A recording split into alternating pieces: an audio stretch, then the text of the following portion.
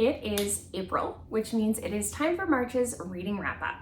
So I thought we could start off with the goal, which is 6.5 books. Half a book because I started March halfway through The Principle of Moments by Esmie Jikiemi-Pearson. So half of this book, and then I wanted to read all 3 of the Fourth Wing books. So Fourth Wing, Iron Flame, and Onyx Storm by Rebecca Yarros. And then I wanted to read The Mask of Mirrors by M.A. Carrick. I also wanted to get to Any Trope But You by Victoria Lavine. And last was, The Invisible Life of Addie LaRue by V.E. Schwab. So how did I do? I did read the other half of The Principle of Moments, and this was great. A space opera, like sci-fi. There's space travel, there is time travel, there's 2 main timelines, and most of our characters are split between them, but there's a character-ish that kind of moves between. So I really enjoyed both timelines. I enjoyed the characters in both of them. When I switched between them, I wasn't upset. I find that a lot when you switch between different points of view and between different like plots in the story, different storylines in the story, that you end up favoriting one and then you're disappointed when it's time to move on to the other one and you're like, no, I really want to know what happened. That wasn't the case. Every time we switched, I was excited to see what was going to happen next. So this was great. This is the first in a trilogy, I believe. So worth a read. Check it out, pick it up. I would recommend. Next were Rebecca Yarros' books. And I wanted to get through all 3 of them, but I didn't. So I managed to read the first 2. And I had a really great time. The first one I enjoyed the most. I gave it 5 stars, whereas the second one, I gave 4 stars. And when it comes to romanticities, I haven't read that many, but for first books, this has been my favorite. So this was great. The pacing I thought was really great. Things kept happening, progressing the story. I enjoyed reading this one. And then I got to Iron Flame, and I was a little bit disappointed in the pacing. Though things kept happening, something would be introduced, like a crazy secret would be revealed, and then we would just drop it and not talk about it for many, many chapters. So that kind of bothered me. I also found that one specific thing really jumped out at me. So it was Xaden. He was talking about his and Violet's relationship, and he called it endgame, which is such modern slang. Why would they say that in a fantasy book? So it kind of took me out of it. I was like, what a weird thing to say. But that's one little nitpicky issue. Whatever, not a big deal.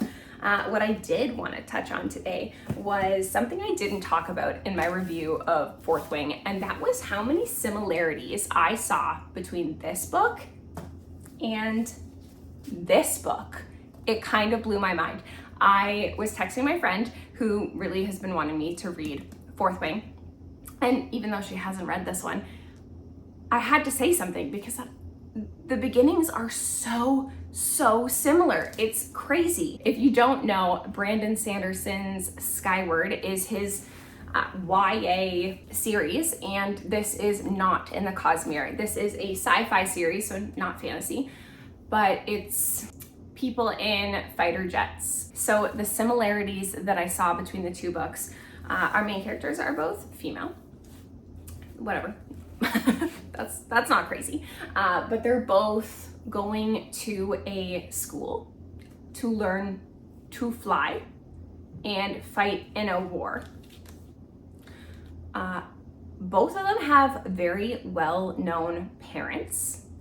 And in this book, it's her mother is like the head honcho at the school, whereas this one, her father's more infamous. So not the exact same, but both like very well known to all the classmates, I guess you could say. Another thing that I noticed was in Fourth Wing, they kind of mentioned that Violet has some sort of sickness. We don't really get into it very much. Like, we don't find out what exactly happened to Violet or if she was born this way. I'm not really sure, but she's got like silver hair and her joints and her bones are very frail, more so than a normal person. So there's some sort of weird sickness that we don't know anything about still, honestly. I finished this book and I still don't know why she's like that. And in Skyward, our main character is suspected of having the same sickness that her father succumbed to, and that's why he's infamous anyway. So it was a fair amount of similarities, like a deadly school where classmates could die, and learning to fly and fight in the war. It was kind of interesting how closely they're set up. But I mean, obviously this is a sci-fi, this is a fantasy, this is a romantasy, whereas this is just a YA book. There's a very small romance subplot, but again, it's YA. So there are definitely differences between these books. I just thought it was kind of interesting, and I haven't heard anyone say that they noticed that. So kind of cool. If you don't mind reading sci-fi, if you don't mind reading like non-romantasy books, this is a great read. I love this. I gave every book in this series 5 stars. Check it out. Okay, so next up was Any Trope But You, and this was an e-arc that I got from NetGalley and Atria Books. I loved it. This was such a good rom-com. It's set in Alaska, so it's not Christmassy. You can read it any time of year. I know the cover looks a little Christmassy, but this is great. I absolutely loved it. It's really funny, more so than I find with other rom-coms, and I laughed out loud in a couple of spots. And usually, you know, you get a smile or a chuckle, but I laughed out loud a couple of times, so that impressed me. There's Taylor Swift references, which just wins me over. I'm a fan. So that was really good. I am looking forward to getting a physical copy of this book for my shelf trophies because I really enjoyed it, and I will read it again, and I plan to read anything else that this author puts out. She's fantastic. Next was The Invisible Life of Addie LaRue. My cousin wanted me to read this one because she loved it. So I'm a big fan of V.E. Schwab. I've read, I think, 6 other books by them, and I've loved all of them. This one was different than most of their other works. It was lower fantasy, and I found the pacing was very different. So if you're looking for an atmospheric, beautiful, lyrical, very human experience, The Invisible Life of Addie LaRue is really good. But the beginning is very slow, very slow. I had to push to get through. I'm not sure, I forget what percentage our other main character is introduced, and that kind of like pushes the story forward. So the beginning up until you meet that guy is very sad, but also repetitive and meandering and a little bit slow. So weird connection, but I found it very similar to The Bear and the Nightingale by Katherine Arden.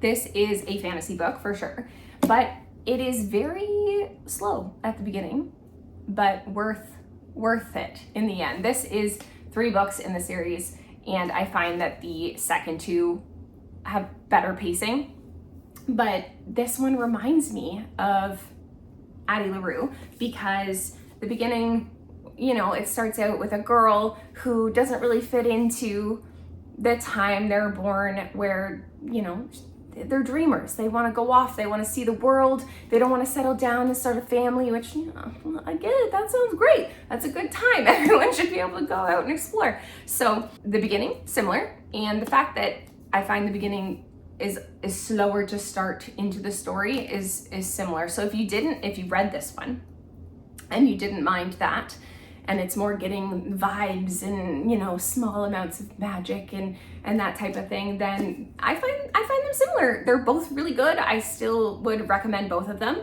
but if you liked one, you might like the other, vice versa. Now last, finally, okay, so The Mask of Mirrors by M.A. Carrick. This one I was hoping to get to. I ended up having to push back my Libby library hold on the audiobook because I couldn't do it. I made a very ambitious list for myself in this month, and you know, it's good. It's good to try and read as much as you can. I love reading, so it's good, but I wasn't able to get to this one. So I pushed it off. This is now being moved into my April TBR. So looking forward to this one. I let my dad know that I'm finally ready. This is on the list as like for sure. Now we're gonna try and squish it in. So this one's gonna be really good. I'm looking forward to it. I already have the second one from the Broken Binding in, and they look so good together that I'm like, I'm gonna read it. I'm gonna read it. It's gonna be a good one. So to sum it up, there were 6.5 books on my list, and I was able to do 4.5 of them. So my best month ever was 5 books. So I'm not surprised that I wasn't able to get through all of them, but overall, a great month.